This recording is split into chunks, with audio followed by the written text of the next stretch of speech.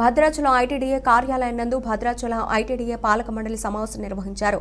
ఈ కార్యక్రమంలో ఉప ముఖ్యమంత్రి మల్లు భట్టి విక్రమార్క, మంత్రులు తుమ్మల నాగేశ్వరరావు, కోమటిరెడ్డి వెంకటరెడ్డి, ఎంపీ కవిత, ఎమ్మెల్యేలు తెల్లం వెంకట్రావు, జారి ఆదినారాయణ, కూనంనేని సాంబశివరావు, కోరం కనకయ్య, పాయం వెంకటేశ్వర్లు, రామదాస్ నాయక్, ఎమ్మెల్సీ తాతా మధు, కలెక్టర్లు Priyanka Ala, Gautam Potru, SP Rohit Raj, ITDA PO Prateek Jain, ASP Paritosh Pankaj, ప్రజాప్రతినిధులు, జిల్లా అధికారులు తదితరులు పాల్గొన్నారు.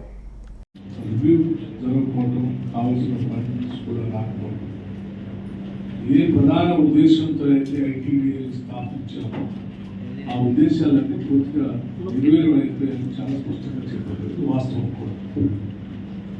అందుకోసమే నిన్నటి సాయంత్రం వరకు లేట్ నైట్ వరకు కూడా బడ్జెట్ సమావేశాలు ఉన్నప్పటికీ ఇది అత్యంత ప్రాధాన్యత అంశంగా పరిగణలో తీసుకొని ఐటీడీఏ సమావేశాలు వెంటనే పెట్టాలి, లోతుగా అధ్యయనం కూడా చేసి వారికి కావాల్సిన ఏర్పాట్లన్నీ చేయాలి అని చెప్పి ఈ సమావేశాన్ని ఈరోజు ఏర్పాటు చేయడం.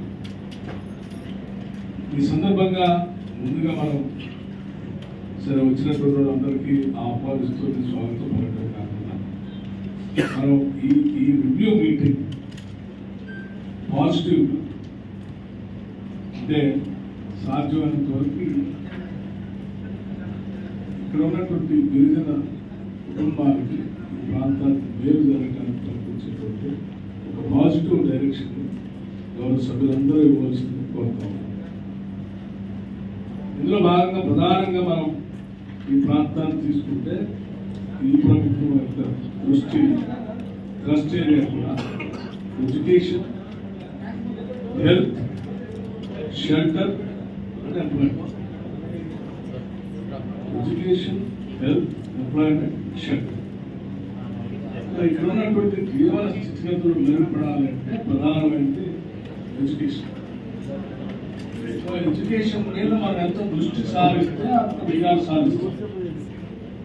ఆ ఎడ్యుకేషన్ సంబంధించినటువంటి రిజల్ట్స్ వెంకటరెడ్డి గారు చెప్తూ ఆశించినంత గంటలు నేను కూడా కొన్ని ముఖ్యమైనటువంటి విషయాలు నాకు కూడా అవగాహన తెలుసుకోవాలని ప్రయత్నం కూడా చేస్తాను. ముందుగా ఇక్కడ ఉన్నటువంటి రెసిడెన్షియల్ స్కూల్స్ కానీ